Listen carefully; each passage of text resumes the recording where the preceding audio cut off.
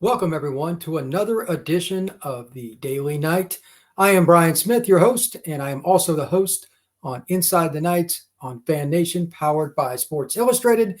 And today I'm going to talk a little bit about the football practice that I went to at Lehigh High School down in Fort Myers. This high school is the home for junior running back Richard Young, one of the top players in the country in the class of 2023, and quite frankly, one of the top players in the country overall. This young man is a special talent because not only what he was given in terms of just raw skill, but because of really everything that he does to prepare himself for each and every day. Not just a game, not just one practice, each and every day. College football, they look for players that have dedication, but first off, they look for skill. But when you combine the two, that's what it's really all about. Richard Young embodies that, and it's why he's a national recruit. Talking to him today, some of the schools that he's looking at, and he's pretty much kind of narrowed it down, are basically four schools. And this could change, obviously. He's a junior in high school. No particular order here. I'm not going to try to say I know where he's going, but Georgia, Alabama, and Ohio State and Oklahoma, those are the four pretty much right now. That again can change. But amongst those four, do you notice a theme? They put out NFL running backs. They put out NFL players. They're not going to mess around and waste their time. Richard Young is the type of player that has the opportunity to play at one of those schools, be 3 and out. And that's without the dedication. But what he does in terms of setting the pace for his team is also very important. Today at practice, when they needed him to, he was full go. When he needed to set the tone in other ways, talking to kids, he would do that. When it was time to sit back, that's what he did. He has an understanding that is beyond his years. The reason I bring this up is a lot of high school kids obviously do not have his physical skills. He's 6 foot, 204 pounds, and pretty much has no body fat. He can run through guys, he can catch, he can make guys miss, he can block, he can do a little bit of everything as a running back. But it's what he does to help set the standard for the other guys on the team. Again, nobody's really going to be blaming somebody for not having Richard's raw skill. But he elevates the other players around him, not just physically. If you think about a high school team that is near you, even if they don't have a Division I player, if they have a person that is capable of making the team better, that's what really matters. At the high school level, you got to find ways to help kids who, quite frankly, aren't as gifted. And it carries over to the college level as well. Richard Young could go to Georgia or wherever. He is going to elevate that program because of how he trains. And I'm not just talking about at practice. Rest habits, eating habits, lifting weights, running, preparing mentally, understanding the playbook, whatever it may be. I've had the opportunity to scout him a few times, and this is the third time I've seen him, and I'm going to go see their game on Friday when they play Dunbar. That's a really good football team they're going against. Should be a great game. But before that, he's going to be ready. He's not your average guy, and that's what every team needs. They're just blessed at Lehigh to have their best player to have that attribute.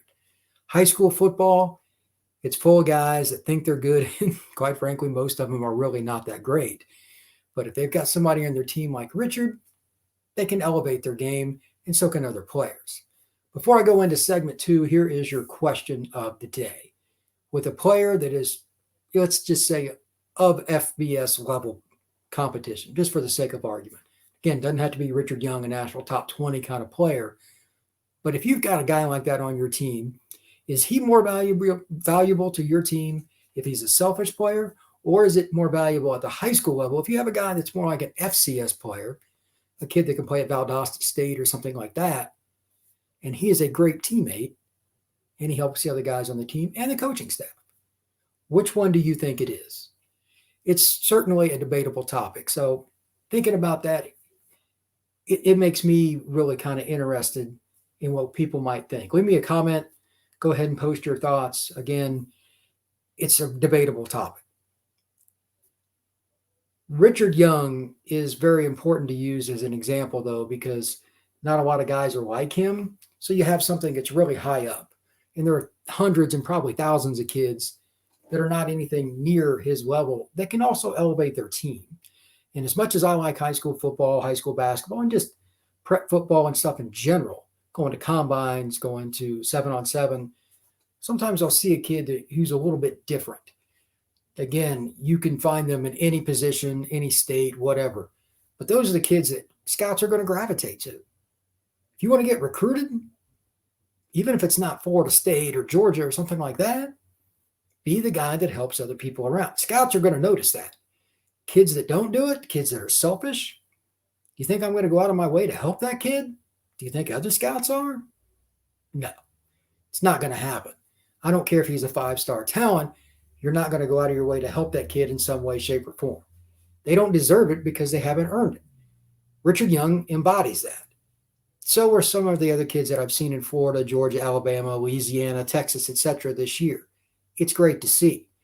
But as I kind of wrap this up, and I know this is a short podcast, but I just thought it was something really important to talk about. Think about what you could do as a high school player or as a high school coach. How do you help your team elevate their game by just being a good teammate? It's not always about just putting your foot in the ground and making somebody miss or running through their chest. Football is a team game. It's a really hard team game. And every time you go out on the field and you represent yourself and your squad in a positive manner, and you show younger players or other guys, even on your own level and your own grade, this is how you practice, this is how you prepare, it makes things better. And then it sets it up for the next group and then the next group. It's kind of what the Patriots have done, the Lakers used to do in the 80s, etc.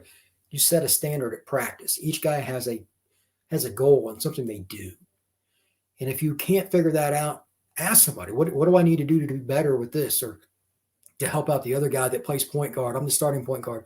This guy's struggling, and when I come out of the lineup, it doesn't work for him. You can apply it to any sport. But I use football because that's what I scout the most, and it's a very difficult game with 11 guys trying to mesh together on each play, on each side of the ball, to make it work.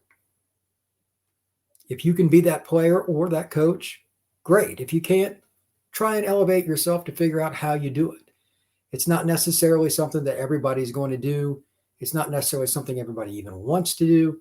But the ones that come up with that plan are probably the ones who are going to be in the winner's circle more often than not. So with that, coming up on Inside the Nights, going to have some predictions coming up on Thursday in the afternoon. And I quite frankly think it's going to be an interesting game with Tulane. Haven't heard anything about Pratt that I trust as far as the quarterback for the Green Wave. I don't know if he's going to play. I don't care what the coach even tells me. I need something different than that because coaches don't tell the whole tale. And also, I'm kind of curious to see what UCF's defense can do.